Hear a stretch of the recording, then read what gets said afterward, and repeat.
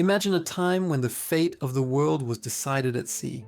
Not by tanks, not by aircraft, but by wooden ships, the wind, and men who were willing to die for their flag.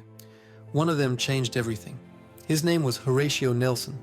Nelson wasn't a giant, not some invincible warrior. In fact, he was often sick and physically weak, yet he always stood where others hesitated. At just 12 years old, he joined the Navy. Not for glory, but for duty. Even early on, one thing was clear.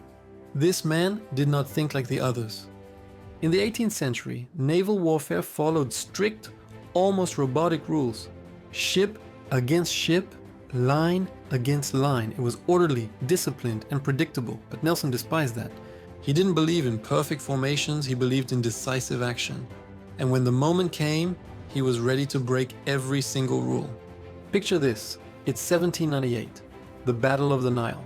The French fleet is at anchor, feeling safe and confident that no one can attack them.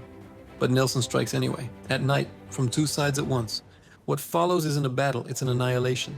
France loses nearly its entire Mediterranean fleet. All of Europe holds its breath. Horatio Nelson becomes a legend. But victory always comes at a cost. He loses an eye in one battle. Later, he loses an arm in another. Still, he always returns to the deck of his ship. Why? Because Nelson understood a simple truth. An admiral who hides in his cabin loses the war. Fast forward to 1805. Trafalgar.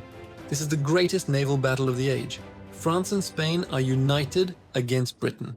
They have more ships, more cannons, more firepower. Everything is against Nelson. And once again, he does the unthinkable. Instead of attacking in a parallel line, he sails his fleet straight into the heart of the enemy formation. His captains don't even hesitate. They know him. They trust him completely. Chaos erupts, and the combined enemy fleet completely collapses. But in the middle of this incredible victory, a sniper's bullet strikes him. Nelson dies before the battle is even over. His final words aren't about glory or hatred. They're about duty. The victory at Trafalgar shatters Napoleon's dream of naval domination. Britain will go on to rule the oceans for more than a century. And Nelson?